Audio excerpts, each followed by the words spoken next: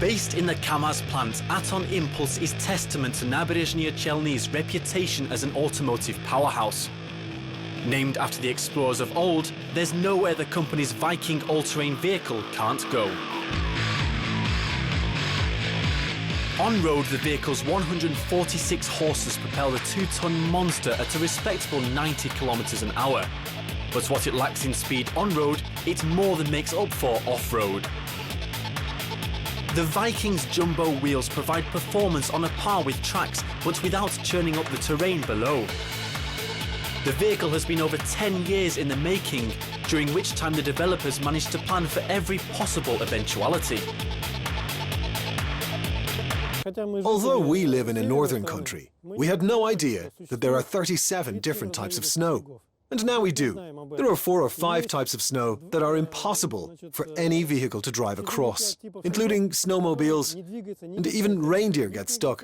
That is why we used ultra-low pressure tires on our vehicle, to enable it to traverse this kind of snow. We can also increase the vehicle's ground clearance from 30 to 55 centimeters. By raising the suspension, you can roll back a bit and then move forward, pushing your way through the snow and onto your destination. The pressure of Viking's tyres can also be lowered and raised from within the cab. The lower the pressure, the larger the footprint, the more grip the vehicle has. The Viking's extremely low centre of gravity also makes it difficult to roll over on even the steepest of slopes. Now, as much as I like getting thrown around in the back, there's no way I'm going to let our driver Nias here have all the fun. Nias, can I have a go? Of course. Thanks.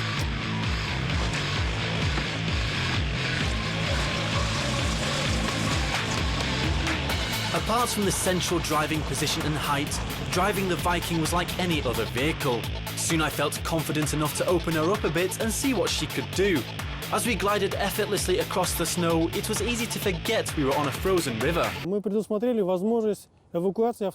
looking into making the vehicle transportable by helicopter with an external sling, so that it can be inserted or evacuated by air. So instead of driving the vehicle some 5,000 kilometers or so to its operational location, you can just bring it over with a helicopter and get to work. 12 Vikings have been assembled by hand so far. They're currently being used in St. Petersburg, the far north, and by the emergency services. The company plans to make 25 vehicles this year to perfect the manufacturing process and shift to mass production by 2015, making between 100 and 150 ATVs a year. And just like its ancestors, the Viking is no landlubber, it's also a fully amphibious vehicle. Rescue services asked us to develop a vehicle that could pass through water that's full of debris, the kind that you have to deal with if you have to move around in an area devastated by a flood. So, we contacted some people in the shipbuilding industry and had a 4-bladed propeller with a 120% overlap designed especially for us. It is essentially a screw. Aton Impulse is still testing and improving the Viking's design. It's also working on a 6-wheel version and custom models for the various emergency services.